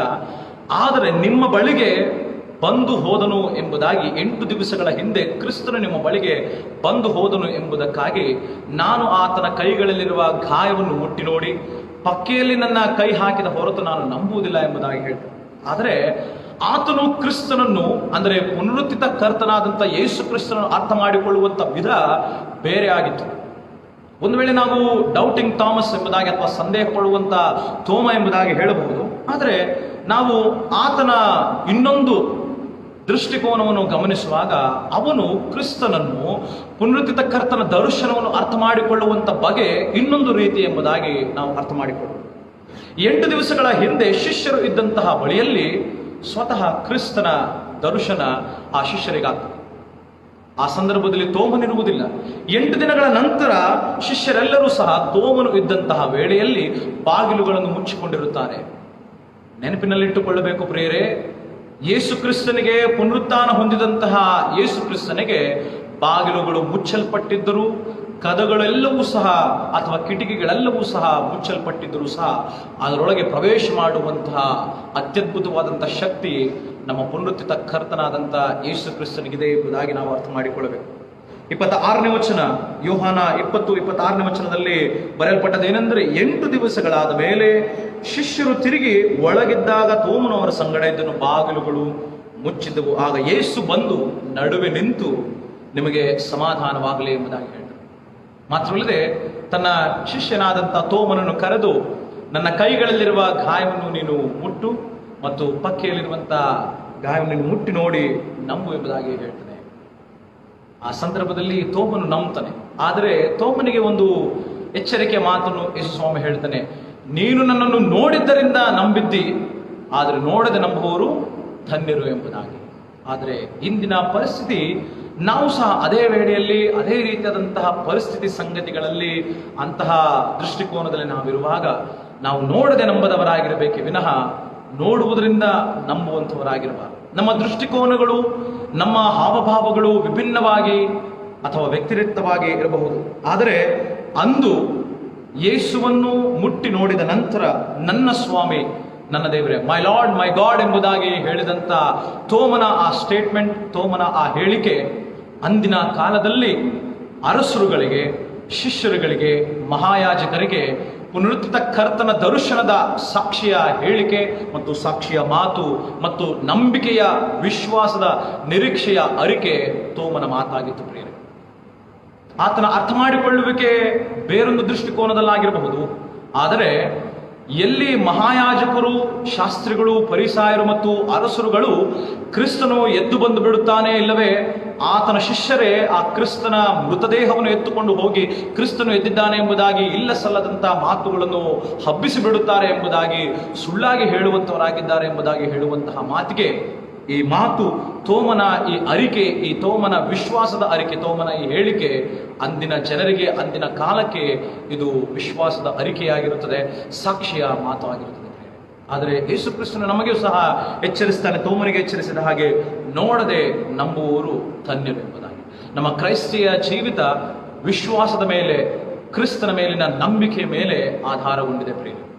ಹಾಗಾದರೆ ಕ್ರಿಸ್ತನ ದರ್ಶನ, ಅಂದರೆ ಪುನರುತ್ಥಿತ ಕರ್ತನ ದರ್ಶನ, ಅಂದು ಬೇರೊಂದು ದೃಷ್ಟಿಕೋನದಲ್ಲಿ ನಂಬುವಂಥವನಾಗಿದ್ದ ತೋಮನಿಗೆ ನೇರವಾದಂತಹ ಮಾತಿನ ಮೂಲಕವಾಗಿ, ಪುನರುತ್ಥಿತ ಕರ್ತನ ದರ್ಶನದ ನಂಬಿಕೆಯ, ವಿಶ್ವಾಸದ ಅರಿಕೆಯ ಮೂಲಕವಾಗಿ ಅವನ ಜೀವನ ಬದಲಾವಣೆಗೊಳ್ಳುವಂಥದ್ದನ್ನು ನಾವು ಕಾಣಬಹುದಾಗಿದೆ. ಇಂದು ನಾವು ಸಹ ಪುನರುತ್ಥಾನದ ಸಂದೇಶವನ್ನು ಕೇಳಿಯೂ, ಪುನರುತ್ಥಾನದ ಸಂದೇಶವನ್ನು ತಿಳಿದವರಾದಾಗ್ಯೂ, ಕ್ರಿಸ್ತನು ಈ ಎಲ್ಲ ಮುಚ್ಚಿದಂತಹ ಬಾಗಿಲುಗಳಲ್ಲಿ ಅಥವಾ ಮುಚ್ಚಿದಂಥ ಕಿಟಕಿಗಳಲ್ಲಿ, ಮುಚ್ಚಲ್ಪಟ್ಟಂಥ ಕಟ್ಟೊಳದೊಳಗೆ ಯೇಸು ಕ್ರಿಸ್ತನು ಹೇಗೆ ಪ್ರವೇಶ ಮಾಡಬಹುದು, ಹೇಗೆ ಬರುತ್ತಾನೆ ಎನ್ನುವಂಥ ಅವಿಶ್ವಾಸ, ಅಪನಂಬಿಕೆ ನಮ್ಮಲ್ಲಿರೋದಾದರೆ, ಆ ನಂಬಿಕೆ, ಅಂತಹ ವಿಶ್ವಾಸವನ್ನು ನಾವು ತೆಗೆದುಹಾಕಿ ಕ್ರಿಸ್ತನು ಎಲ್ಲಿಯೂ ಬೇಕಾದರೂ ಇರುವವನಾಗಿರ್ತಾನೆ, ನಮ್ಮ ನಡುವೆ ನಿಂತು ಬಂದು ಸಮಾಧಾನವಾಗಲಿ, ಶಾಂತಿಯಾಗಲಿ ಆಶೀರ್ವಾದಿಸುವಂತಹ ಆ ಘಟನೆಗೆ ನಮ್ಮನ್ನು ನಡೆಸುವವನಾಗಿರ್ತಾನೆ ಎಂಬುದಾಗಿ ನಾವು ನಂಬಬೇಕಾಗ್ತದೆ. ಈ ನಿಟ್ಟಿನಲ್ಲಿ ಪ್ರಿಯರೇ, ಇಂದಿನ 3 ಪರಿಚ್ಛೇದಗಳು ಪುನರುತ್ಥಿತ ಕರ್ತನ ದರ್ಶನ ಅಥವಾ ದೇವರ ದರ್ಶನ, ದೇವರನ್ನು ನಾವು ಮುಖಾಮುಖಿಯಾಗಿ ಸಂಧಿಸುವಂತಹ ವೇಳೆಯಲ್ಲಿ ನಮ್ಮನ್ನು, ನಮ್ಮ ಬದುಕನ್ನು ಮಾರ್ಪಡಿಸಿ ರೂಪಾಂತರ ಪಡಿಸುವಂತಹ, ಬದಲಾವಣೆಗೊಳ್ಳುವಂತಹ, ಪರಿವರ್ತನೆ ಆಗುವಂತಹ ಸನ್ನಿವೇಶಗಳಿಗೆ ನಡೆಸಬೇಕು. ನಾವು ಸಹ ಇಂದು ದೇವರೊಂದಿಗೆ ಪ್ರಾರ್ಥನೆಯ ಮೂಲಕ ಹೋರಾಡುವವರಾಗಿ ನಮ್ಮ ಜೀವಿತದಲ್ಲಿ ನಾವು ದೇವರೊಂದಿಗೆ ಹೋರಾಡಿ ಗೆಲ್ಲುವಂತಹ ಪರಿಸ್ಥಿತಿಗೆ ಬರುವಾಗ ನಮ್ಮ ಹಿಂದಿನ ಸ್ವಭಾವಗಳು, ಹಿಂದಿನ ಎಲ್ಲ ಪಾಪ ಕೃತ್ಯಗಳಿಗೆ ಸಂಬಂಧಪಟ್ಟಂತ, ಇಹಲೋಕ ಬಾಂಧವ್ಯಗಳಿಗೆ ಸಂಬಂಧಪಟ್ಟಂತ ಎಲ್ಲ ಸಂಗತಿಗಳನ್ನು ತೊರೆದು ನೂತನ ಜೀವಿತಕ್ಕೆ ನಾವು ಕಾಲಿಡುವಂಥವ್ರು ನಾವಾಗಿರಬೇಕು. ಯಾಕೋಬನಂತೆ ನಾವು ಇಸ್ರಾಯೇಲ್ ಎಂಬುದಾಗಿ ಎನಿಸಿಕೊಳ್ಳಬೇಕಾದ್ರೆ ನಮ್ಮ ಬಾಂಧವ್ಯಗಳು, ನಮ್ಮ ಕುಟುಂಬದಲ್ಲಿ, ನಮ್ಮ ನೆರೆಯವರಲ್ಲಿ, ನಮ್ಮ ಸಭಿಕರಲ್ಲಿ, ನಮ್ಮ ಸಮಾಜದಲ್ಲಿ ಯಾರೊಂದಿಗಾದರೂ ನಾವು ಮನಸ್ತಾಪ ಅಥವಾ ಯಾರೊಂದಿಗಾದರೂ ನಾವು ಭಿನ್ನಾಭಿಪ್ರಾಯಗಳಿಂದ ದೂರ ಸರಿದವರೇ ಆಗಿದ್ದರೆ ನಾವು ಸಂಧಾನ ಮಾಡಿಕೊಳ್ಳುವಂತಹ, ಹೇಗೆ ತನ್ನ ಸಹೋದರರು ಒಂದಾಗಿರುವುದು ಎಷ್ಟು ಒಳ್ಳೆಯದು, ಎಷ್ಟು ರಮ್ಯವಾದದ್ದು ಎಂಬುದಾಗಿ ವಾಕ್ಯವಾಗಿ ಹೇಳುತ್ತದೆ. ಏಸಾವನು ಯಾಕೋಬನು ಹೇಗೆ ಒಂದಾದರೂ ಹಾಗೆ ನಾವು ಮಾಡಿಕೊಳ್ಳುವಂತಹ, ಒಂದಾಗುವಂತಹ, ಐಕ್ಯವಾಗುವಂತಹ ಸನ್ನಿವೇಶಗಳಿಗೆ ಜೀವಿತಕ್ಕೆ ನಾವು ಬರಬೇಕಾಗ್ತದೆ. ಇನ್ನೊಂದು ಕಡೆ ಪೌಲನ ಕುರಿತಾದಂತಹ ಜೀವನ ಚರಿತ್ರೆಯನ್ನು ಗಮನಿಸುವಾಗ ಕ್ರಿಸ್ತನ ವಿಶ್ವಾಸಿಗಳನ್ನು ಹಿಂಸೆಪಡಿಸಿದಂತ ಆತ ಕ್ರಿಸ್ತನ ವಿಶ್ವಾಸಿಗಳನ್ನು ಗೆದ್ದು ಕ್ರಿಸ್ತನ ಮಾರ್ಗದಲ್ಲಿ ನಡೆಸುವಂತವನಾಗಿ ಹೇಗೆ ಮಾರ್ಪಡುತ್ತಾನೋ, ನಾವು ಸಹ ಕ್ರೈಸ್ತರಾಗಿದ್ದೇವೆ. ಕ್ರೈಸ್ತರಾಗಿ ನಾವು ಅನೇಕ ಆಧ್ಯಾತ್ಮಿಕ ಚಟುವಟಿಕೆಗಳಿಗೆ, ಆಧ್ಯಾತ್ಮಿಕ ಕಾರ್ಯಗಳಿಗೆ ನಾವು ಅಡ್ಡಿಪಡಿಸುವವರಾಗಿರ್ತೇವೆ. ಅಂತಹ ಕುಯುಕ್ತಿ ಕುತಂತ್ರಗಳನ್ನು ಅಡ್ಡಿಪಡಿಸುವಂತ ಕಾರ್ಯಗಳಿಂದ ನಾವು ಹೊರಬಂದು ಪ್ರಾರ್ಥಿಸುವಂಥವರಿಗೆ, ಆರಾಧಿಸುವಂಥವರಿಗೆ ಮತ್ತು ದೇವರ ಮಾರ್ಗದಲ್ಲಿ ನಡೆಯುವಂಥವರಿಗೆ ಪ್ರೋತ್ಸಾಹ, ಉತ್ಸಾಹವನ್ನು ಕೊಡುವಂಥವರು ನಾವಾಗಿ, ಕ್ರೈಸ್ತರಾಗಿ ನಾವು ಹುಟ್ಟಿದಂದಿನಿಂದ ನಾವು ಆತನ ವಿಶ್ವಾಸದಲ್ಲಿ, ನಂಬಿಕೆಯಲ್ಲಿ, ಆರಾಧನೆಗಳಲ್ಲಿ, ಪ್ರಾರ್ಥನೆಗಳಲ್ಲಿ, ವಾಕ್ಯ ಧ್ಯಾನದಲ್ಲಿ ಕ್ರಿಸ್ತನನ್ನು ಸೇವಿಸ್ತಾ ಇದ್ದೇವೆ. ಆದರೆ ಇನ್ನೂ ಸಹ ನಾವು ಅಪನಂಬಿಗಸ್ತಕರಾಗಿ, ಅವಿಶ್ವಾಸಕ್ಕೆ ಒಳಪಟ್ಟವರಾಗಿದ್ದರೆ ನಮ್ಮ ಬದುಕನ್ನು ನಂಬಿಗಸ್ತಿಕೆಯೆಡೆಗೆ, ವಿಶ್ವಾಸದೆಡೆಗೆ, ನಿರೀಕ್ಷೆಯೆಡೆಗೆ ನಾವು ಪುನರುತ್ಥಿತ ಕರ್ತನ ದರ್ಶನವನ್ನು ಪಡೆಯುವುದಕ್ಕಾಗಿ ಇನ್ನಷ್ಟು ಹಾತೊರೆಯುವಂತಹ ವಿಶ್ವಾಸಿಗಳು ನಾವಾಗಬೇಕೆಂಬುದಾಗಿ ವಾಕ್ಯವಾಗಿ ಎಚ್ಚರಿಸಿದೆ. ತೋಮನಂತೆ ನಾವು ವಿವಿಧ ದೃಷ್ಟಿಕೋನಗಳಿಂದ ಅಥವಾ ಸಂದೇಹಾಸ್ಪದವಾದಂತಹ ಮಾರ್ಗಗಳಿಂದ ನಾವು ಕ್ರಿಸ್ತನನ್ನು ಎದುರುಗೊಳ್ಳುವುದರ ಬದಲು, ಕ್ರಿಸ್ತನು ಯಾವ ಸಮಯದಲ್ಲಿ, ಯಾವ ಸಂದರ್ಭದಲ್ಲಿ, ಯಾವ ಪರಿಸ್ಥಿತಿಯಲ್ಲಾದರೂ ನಮಗೆ ಸಂಧಿಸ್ತಾನೆ, ಭೇಟಿ ನೀಡ್ತಾನೆ, ನಮಗೆ ದರ್ಶನ ನೀಡ್ತಾನೆ ಎನ್ನುವಂಥ ಆ ಆಳವಾದ ನಂಬಿಕೆ, ದೃಢ ವಿಶ್ವಾಸದ ಮೂಲಕವಾಗಿ ಕ್ರಿಸ್ತನ ಮಾರ್ಗದಲ್ಲಿ ನಾವು ನಂಬಿಕೆ, ವಿಶ್ವಾಸದ ನಮ್ಮ ಬದುಕನ್ನು ಆತನ ಸಹವಾಸದಲ್ಲಿ, ಆತನ ನಂಬಿಕೆಯಲ್ಲಿ ನಾವು ಸಾಗಿಸಿಕೊಂಡು ಹೋಗುವಂಥದ್ದು ನಮಗೆ ಅಗತ್ಯವಿದೆ. ಪುನರುತ್ಥಿತ ಕರ್ತನ ದರ್ಶನ ಇಂದು ನಮ್ಮೆಲ್ಲರ ಬಾಳ್ವೆಯಲ್ಲಿ ಆತನು ಸಂಧಿಸುವಂತಹ ವೇಳೆಯಲ್ಲಿ ನಮಗೆ ಸಮಾಧಾನವಾಗಬೇಕಾದ್ರೆ, ಶಾಂತಿ, ಆಶೀರ್ವಾದಗಳು ನಮಗೆ ದೊರಕಬೇಕಾದ್ರೆ, ಆತನ ಎಲ್ಲ ಅನುಗ್ರಹವು ನಮಗೆ ಸಿಕ್ಕಬೇಕಾದ್ರೆ ಆತನು ಬಯಸುವಂಥ ರೀತಿಯಲ್ಲಿ ನಮ್ಮ ಬದುಕನ್ನು ಮಾರ್ಪಡಿಸಿಕೊಳ್ಳಬೇಕು. ಆತನು ಇಚ್ಛಿಸುವಂಥ ರೀತಿಯಲ್ಲಿ ನಮ್ಮ ಜೀವಿತವನ್ನು ರೂಪಿಸಿಕೊಳ್ಳುವಂಥದ್ದು ಅಗತ್ಯ ಪ್ರಿಯರೇ. ಆಗ ಮಾತ್ರ ಪುನರುತ್ಥಿತ ಕರ್ತನ ದರ್ಶನ ನಮ್ಮ ಬದುಕಿಗೆ ಅಗತ್ಯವಾದಂತಹ, ಅರ್ಥಗರ್ಭಿತವಾದಂತಹ ಜೀವನವಾಗಿ ಮಾರ್ಪಡುವಂಥದ್ದಾಗಿರುತ್ತದೆ. ಆಗ ನಾವು ಸಹ ಇಡೀ ಲೋಕದಲ್ಲಿ, ನಮ್ಮ ಸಮಾಜದಲ್ಲಿ, ನಮ್ಮ ಸಭೆಯಲ್ಲಿ, ಸಮುದಾಯದಲ್ಲಿ ಸಾಕ್ಷಿಯುತ ಜೀವಿತವನ್ನು, ಮಾದರಿಯುತ ಜೀವಿತವನ್ನು, ಆತ್ಮಗಳನ್ನು ದೇವರ ಕಡೆಗೆ ನಡೆಸುವಂತಹ ಪ್ರೀತಿ ಅನ್ಯೋನ್ಯತೆಯಿಂದ ನಂಬಿಕೆ, ವಿಶ್ವಾಸದಲ್ಲಿ ಬದುಕುವುದಕ್ಕೆ ಸಾಧ್ಯವಾಗಿದೆ. ಇಂತಹ ದರ್ಶನ ನಮ್ಮೆಲ್ಲರಿಗೂ ಮತ್ತು ಕೇಳುಗರಾದಂತಹ ನಿಮ್ಮೆಲ್ಲರಿಗೂ, ಕ್ರಿಸ್ತ ವಿಶ್ವಾಸದಲ್ಲಿರುವಂತಹ, ಕ್ರಿಸ್ತನ ನಲಿದಂತಹ ಅನೇಕ ಜನರುಗಳಿಗೆ ಇಂಥ ಆಶೀರ್ವಾದಕ್ಕೆ ಬಾಧ್ಯಸ್ಥರಾಗಲಿ ಎಂಬುದಾಗಿ ದೇವರಾತ್ಮನು ನಮ್ಮೆಲ್ಲರಿಗೂ ಸಹಾಯ, ಉತ್ತೇಜನ, ನಿರಂತರವನ್ನು ನೀಡಿ ಕರ್ತನ ದರ್ಶನದ ಮೂಲಕವಾಗಿ ನಮ್ಮ ಜೀವನ ಪಾವನವಾಗುವಂತೆ ಮಾಡಲಿ. ಆಮೆನ್.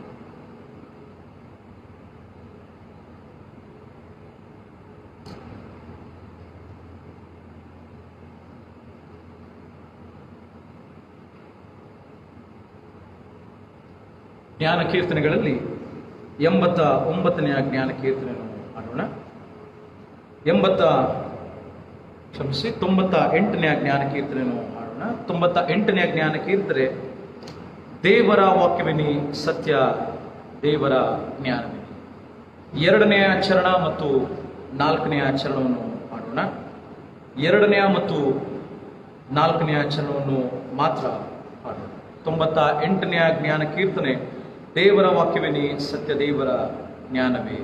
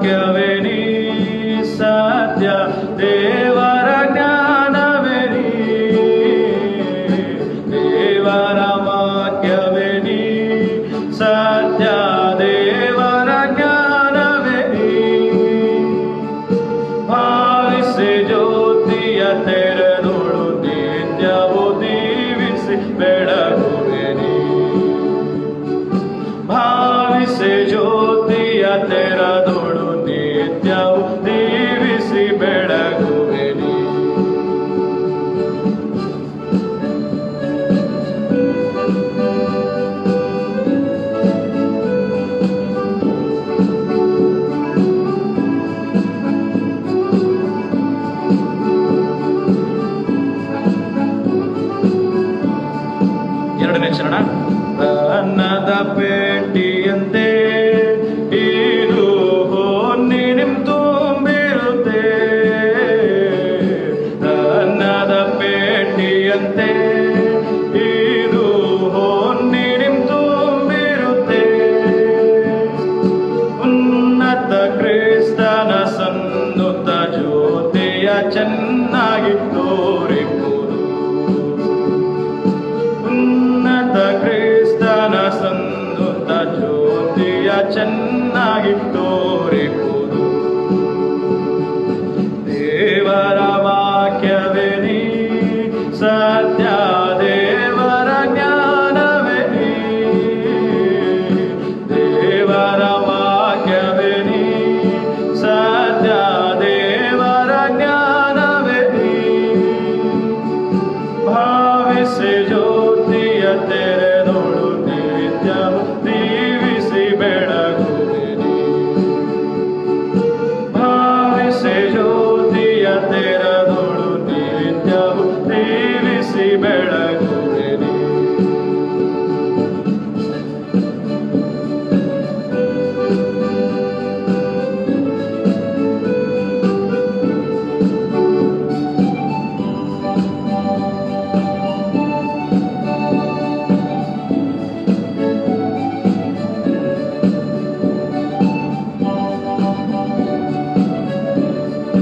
ನಾಲ್ಕನೇ ಶರಣ. ದೇವರ ರೂಪವನು ಇಹ ಮಾನವರೆಲ್ಲರಿಗೂ, ದೇವರ ರೂಪವನು ಇಹ ಮಾನವರೆಲ್ಲರಿಗೂ. ತಾವೇ ಮುಖಾಮುಖಿಯಾಗಿ ದರ್ಶಿಸತಾವನು ತೋರಿಪುದು, ತಾವೇ ಮುಖಾಮುಖಿಯಾಗಿ ದರ್ಶಿಸತಾವನು ತೋರಿಪುದು. ದೇವರ ವಾಕ್ಯವೇ ನೀ ಸತ್ಯ, ದೇವರ ಜ್ಞಾನವೇ ನೀ, ದೇವರ ವಾಕ್ಯವೇ ನೀ ಸತ್ಯ, ದೇವರ ಜ್ಞಾನವೇ ನೀ. ಭಾವಿಸಿ ಜ್ಯೋತಿಯ ತೆರೆದೊಳು ನಿತ್ಯವು ದೀವಿಸಿ ಬೆಳಗುವೆ ನೀ, ಭಾವಿಸಿ ಜ್ಯೋತಿಯ ತೆರೆದೊಳು ನಿತ್ಯವು ದೀವಿಸಿ ಬೆಳಗುವೆ ನೀ. ಪ್ರಾರ್ಥನೆ ಮಾಡು.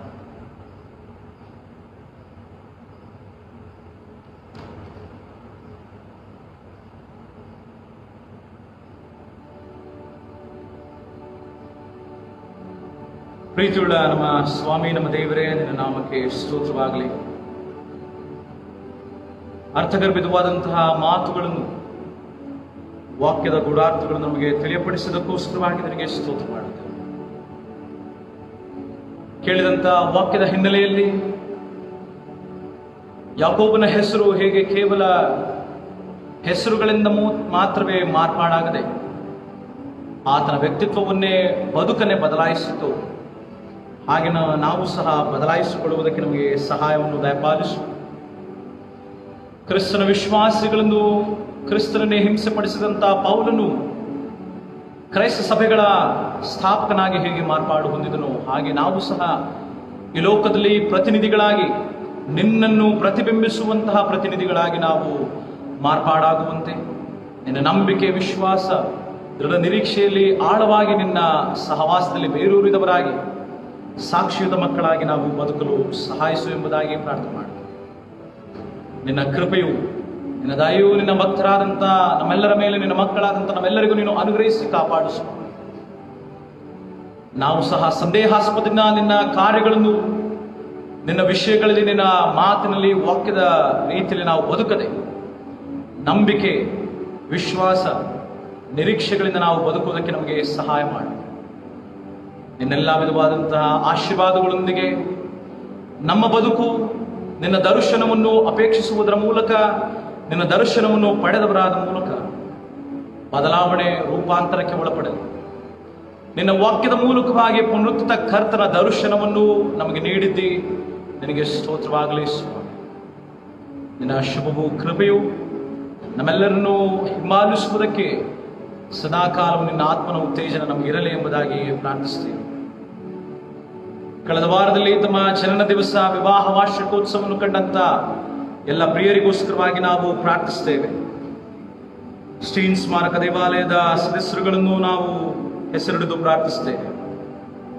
ಸಹೋದರ ಸಹೋದರಿಯರಾದಂಥ Dinakaran, Jyoti, Sajan Cyril, Yesu Tilaga, John Baptist, Esther, Justin, Rahul Prashant, Usha, Rakesh, Catherine, Shubha, Shekhar, Jarisha, Suman, Aliza Martin, Sweety, Caron, Sadhana, Vicky ಹಾಗೂ ವಿವಾಹ ವಾರ್ಷಿಕೋತ್ಸವವನ್ನು ಕಂಡಂತ ಫ್ರಾಂಕ್ಲಿನ್ ನಾದನ್ ಮತ್ತು ಸ್ಟೆಲ್ಲಾ ಹಾಗೂ ಬಿಷಪ್ ಗಿಲ್ ದೇವಾಲಯದ ಶ್ರೀಯುತ Hanok Prabhakar, Priyanka, master Joel, Shrimati Kalpana Milton, master Jona Satvik, ಇವರೆಲ್ಲರುಗಳನ್ನು ಸಹ ನಾವು ನೆನಪು ಮಾಡಿ ಪ್ರಾರ್ಥಿಸುತ್ತೇವೆ. ಕಳೆದ ವಾರದಲ್ಲಿ ತಮ್ಮ ಜನ್ಮ ದಿವಸದ ಮೂಲಕವಾಗಿ, ವಿವಾಹ ವಾರ್ಷಿಕೋತ್ಸವದ ಮೂಲಕವಾಗಿ ಹೊಸ ದಿವಸ, ಹೊಸ ವರುಷವನ್ನು ಕಂಡಿದ್ದಾರೆ. ಹಾಗೆ ಜನ್ಮ ದಿವಸವನ್ನು ಕಂಡಂತ ಮಾಸ್ಟರ್ ಕ್ಯಾಲ್ವಿನ್ ಇಬ್ಬಿನ್ ರಾಜ್ಗೋಸ್ಕರವಾಗಿಯೂ ಸಹ ಪ್ರಾರ್ಥಿಸ್ತಾರೆ. ಎಲ್ಲ ಮಕ್ಕಳನ್ನು ಸಹೋದರ ಸಹೋದರಿ ನಮ್ಮ ಸಭಿಕರು ನೀನು ಆಶೀರ್ವದಿಸುವ. ಹೊಸ ವರುಷ, ಹೊಸ ದಿವಸ ಅವರಿಗೆ ಹರುಷ, ಸಂತೋಷ, ಸಮಾಧಾನವನ್ನು ಕೊಡಲಿ. ಕಳೆದ ವರ್ಷ, ಕಳೆದ ದಿವಸಗಳಲ್ಲೆಲ್ಲ ಇವರನ್ನು ಕಾಪಾಡಿದ್ದಿ, ಬಲಪಡಿಸಿದ್ದಿ, ಆರೋಗ್ಯ ಸಮೃದ್ಧಿಯನ್ನು ದಯಪಾಲಿಸಿದ್ದಿ, ಸಾಕಿ ಪ್ರೋತ್ಸಾಹಿಸಿ ಸಲಹಿ ಅದ್ಭುತ ಮಹತ್ವಗಳನ್ನು ಮಾಡಿದ್ದಕ್ಕೋಸ್ಕರವಾಗಿ ನಿನಗೆ ಸ್ತೋತ್ರವಾಗಲಿ, ನಿನಗೆ ಉಪಕಾರಗಳನ್ನು ಹೇಳುತ್ತೇವೆ. ಭವಿಷ್ಯದ ದಿನಮಾನದಲ್ಲಿ ಇವರ ಜೀವನ ಪಾವನವಾಗಲಿ, ಆಶೀರ್ವಾದಗಳಲ್ಲಿ ಕೊಂಚವೂ ಸಹ ಕಡಿಮೆ ಆಗಲಿ. ಹೇರಳವಾದಂಥ ಆಶೀರ್ವಾದದೊಂದಿಗೆ, ಕೃಪಾವರ ತಲಾಂತಗಳೊಂದಿಗೆ ಇವರ ಕೋರಿಕೆಗಳು, ಇವರ ಭಿನ್ನಹಗಳೆಲ್ಲವನ್ನೂ ಸಹ ನೀನು ಈಡೇರಿಸಿ ಬಲಪಡಿಸಿ ನಡೆಸುವ. ಯಾವುದೇ ವಿಧವಾದಂತಹ ತೊಂದರೆ, ಸಮಸ್ಯೆಗಳು, ಆಘಾತಗಳು, ಅನಾರೋಗ್ಯ ಸೌಖ್ಯವರಿಗೆ ಬಾರದ ಹಾಗೆ ಅದ್ಭುತ ಮಹತ್ವಗಳೊಂದಿಗೆ ಇವರನ್ನು ತುಂಬಿಸಿ ನಡೆಸು. ಎಲ್ಲ ಮಕ್ಕಳು, ಯವನಸ್ಥರು, ಅವರ ವಿದ್ಯಾಭ್ಯಾಸ, ಶಿಕ್ಷಣ, ಉದ್ಯೋಗವನ್ನು ಆಶೀರ್ವದಿಸು.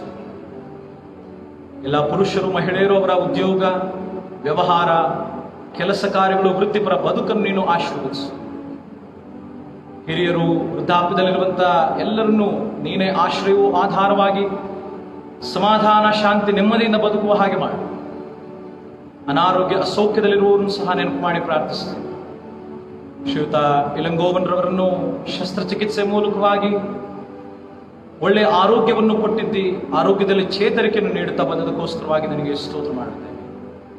ಅವರಿಗೆ ಅನುಗ್ರಹಿಸಬೇಕಾದಂಥ ಆಶೀರ್ವಾದಗಳು, ನಿನ್ನ ಸ್ವಸ್ಥತೆ ಹಸ್ತವನ್ನಿಟ್ಟು ಅವರನ್ನು ಗುಣಪಡಿಸಿ ಶೀಘ್ರವೇ ಅವರು ಹಿಂತಿರುಗಿ ಮನೆಗೆ ಬರುವ ಹಾಗೆ ಮಾಡಿ ಆರೋಗ್ಯ ಸಮಾಧಾನ. ಶ್ರೀಯುತ ಸಾಲಮೋನ್ಗೋಸ್ಕರವಾಗಿ ಪ್ರಾರ್ಥನೆ ಮಾಡುತ್ತೇವೆ. ಬೆನ್ನಿನ ಮೂಳೆಯು ಸವಿದು ಹೋಗಿ ಅವರಿಗೆ ನೋವು, ಯಾತನೆ, ವೇದನೆಯಲ್ಲಿರುವವರಿಗೆ ನಿನ್ನ ಸ್ವಸ್ಥತೆ ಹಸ್ತವನ್ನು ಮುಟ್ಟುವುದರ ಮೂಲಕ ನೋವಿನ ನಿವಾರಣೆಯನ್ನು ದಯಪಾಲಿಸು, ಆರೋಗ್ಯದಲ್ಲಿ ಚೇತರಿಕೆ ನೀಡು. ಇನ್ನು ಯಾರಾದರೂ ಅನಾರೋಗ್ಯ ಸೌಖ್ಯದಲ್ಲಿರುವುದಾದರೆ ಅವರನ್ನು ಸಹ ನೆನಪು ಮಾಡುತ್ತೇವೆ. ಎಲ್ಲರಿಗೂ ಸಹ ನೀನು ಆರೋಗ್ಯವನ್ನು ನೀಡು, ಬಲ, ಶಕ್ತಿ, ಸಾಮರ್ಥ್ಯ, ಚೈತನ್ಯವನ್ನು ಅನುಗ್ರಹಿಸು. ನಿನ್ನ ಶುಭವು ಕೃಪೆಯವರನ್ನು ಹಿಂಬಾಲಿಸುತ್ತಾ ಮಾನಸಿಕ, ಶಾರೀರಿಕ ಸ್ವಸ್ಥತೆಯನ್ನು, ಆದರಣೆಯನ್ನು, ಬಲವನ್ನು ಹೊಂದಿಕೊಳ್ಳುವುದಕ್ಕೆ ನೀನು ಸಹಾಯ ಮಾಡು. ಸ್ವೀಕರಿಸುವಂಥ ಆಹಾರ, ಔಷಧೋಪಚಾರಗಳ ಮೂಲಕವಾಗಿ ಬಲ, ಶಕ್ತಿ, ಸಾಮರ್ಥ್ಯ, ಚೈತನ್ಯವನ್ನು ನೀನು ದಯಪಾಲಿಸು. ಈ ಆರಾಧನೆ ಮುಖಾಂತರ ನಮ್ಮ ಜೀವಿತವನ್ನು ರೂಪಿಸಿದೆ, ನಮ್ಮ ಬದುಕು ಕಟ್ಟಿಕೊಳ್ಳುವುದಕ್ಕೆ ನೀನು ಸಹಾಯ ಮಾಡಿದೆ. ನಿನ್ನ ವಾಕ್ಯಕ್ಕೋಸ್ಕರವಾಗಿ ಸ್ತೋತ್ರವಾಗಲಿ, ಆರಾಧನೆಗೋಸ್ಕರವಾಗಿ ಸ್ತೋತ್ರ ಮಾಡುತ್ತೇವೆ. ನಮ್ಮ ಈ ಒಂದು ಪರಿಸ್ಥಿತಿಯಲ್ಲಿಯೂ ಸಹ ಈ ಆರಾಧನೆಯಲ್ಲಿ ಭಾಗಿಯಾಗುವಂಥ, ಸಾಮಾಜಿಕ ಜಾಲತಾಣಗಳ ಮೂಲಕವಾಗಿ ಆರಾಧನೆಯಲ್ಲಿ ಭಾಗವಹಿಸುವಂಥ ಕೃಪೆಗೋಸ್ಕರವಾಗಿ ನಿನಗೆ ಅನಂತ ಉಪಕಾರಗಳನ್ನು ಸಲ್ಲಿಸ್ತಾ ನಮ್ಮನ್ನು, ನಮ್ಮ ಜೀವಿತವನ್ನು, ಭವಿಷ್ಯದ ಬಾಳುವನ್ನು ನಿನ್ನ ಕೈಗಳಿಗೆ ಒಪ್ಪಿಸ್ತಾ ನಾವು ಬೇಡಿರುವಂಥ, ಬೇಡದೆ ಬಿಟ್ಟುವಂತಹ ಮತ್ತು ನಮಗಾಗಿ ಪ್ರಾರ್ಥನೆ ಮಾಡಿರಿ ಎಂಬುದಾಗಿ ಕೇಳಿಕೊಂಡಂಥವರೆಲ್ಲರಿಗೂ ಸಹ ನಿನ್ನ ಅಪಾರವಾದಂಥ ಕರುಣೆ, ಮಮತೆ, ವಾತ್ಸಲ್ಯವನ್ನು, ಆಶೀರ್ವಾದಗಳು ನೀಡಿ ಬಲಪಡಿಸಬೇಕೆಂಬುದಾಗಿ ಪ್ರಭು ರಕ್ಷಕನಾದಂಥ ಪುನರುತ್ಥಿತ ಕರ್ತನಾದ ಯೇಸು ಕ್ರಿಸ್ತನ ಸುಮಧುರ ನಾಮದಲ್ಲಿ ಈ ಪ್ರಾರ್ಥನೆಯನ್ನು ದೀನತೆಯಿಂದ ಬೇಡುತ್ತೇವೆ. ಆಮೇಲೆ ಕರ್ತನ ಪ್ರಾರ್ಥನೆಯನ್ನು ಒಮ್ಮನಸ್ಸಿನಿಂದ ಅರಿಕೆ ಮಾಡೋಣ. ಪರಲೋಕದಲ್ಲಿರುವ ನಮ್ಮ ತಂದೆಯೇ, ನಿನ್ನ ನಾಮವು ಪರಿಶುದ್ಧವೆಂದು ಎಣಿಸಲ್ಪಡಲಿ, ನಿನ್ನ ರಾಜ್ಯವು ಬರಲಿ, ನಿನ್ನ ಚಿತ್ತವು ಪರಲೋಕದಲ್ಲಿ ನೆರವೇರುವ ಪ್ರಕಾರ ಭೂಲೋಕದಲ್ಲಿ ನೆರವೇರಲಿ. ನಮ್ಮನ್ನಿಂದ ಆಹಾರವನ್ನು ನೀನು ಹೊತ್ತದಾಗಿ ಪಾಲಿಸು. ನೀವು ತಪ್ಪು ಮಾಡಿದ್ರು ನಾವು ಕ್ಷಮಿಸಿದಂತೆ ನಮ್ಮ ತಪ್ಪುಗಳನ್ನು ಕ್ಷಮಿಸು. ನಮ್ಮನ್ನು ಶೋಧನೆಗೆ ಸೇರಿಸದೆ ಕೇಳಿದ ನಮ್ಮನ್ನು ತಪ್ಪಿಸು. ರಾಜ್ಯವು ಬಲವು ಮಹಿಮೆಯು ಸದಾಕಾಲವು ನಿನ್ನವೇ. ದೇವರ ಆಶೀರ್ವಾದವನ್ನು ವಿಶ್ವಾಸನ ಹೊಂದಿಕೊಳ್ಳಿ. ಪುನರುತ್ಥಿತ ಕರ್ತನ ದರ್ಶನವು ನಿತ್ಯ ಕಾಲಕ್ಕೂ ನಮ್ಮೆಲ್ಲರಿಗೂ ಆಗಿ ಪರಿವರ್ತನೆ ನಡೆಸುವುದಕ್ಕೆ ಯೇಸು ಕ್ರಿಸ್ತನ ಕೃಪೆ, ಅಂದು ದೇವರ ಸಂಗಡ ಹೋರಾಡಿಗಿದ್ದಂಥ ಯಾಕೋಬನ ದೇವರ ಪ್ರೀತಿಯು ನಾವು ಸಹ ಪುನರುತ್ಥಿತ ಕರ್ತನ ದರ್ಶನವನ್ನು ಪಡೆಯುವುದಕ್ಕೂ ನಮ್ಮ ಜೀವನವು ಬದಲಾವಣೆಗೊಂಡು ದೇವರ ಮಾರ್ಗದಲ್ಲಿ ನಾವು ಜೀವಿಸಿ ಸಾಕ್ಷಿಗಳಾಗಿ ಮಾದರಿಯಾಗಿರುವುದಕ್ಕೆ ಪವಿತ್ರಾತ್ಮನ ಸುಪ್ರೇರೇಪಣೆ ಅನ್ಯೋನ್ಯತೆ ನಡೆಸುವಿಕೆ ಈಗಲೂ ಯಾವಾಗಲೂ ನಮ್ಮೆಲ್ಲರ ಸಂಗಡ ನಿತ್ಯ ಕಾಲಕ್ಕೂ ನಿಲೆಯಾಗಿದೆ.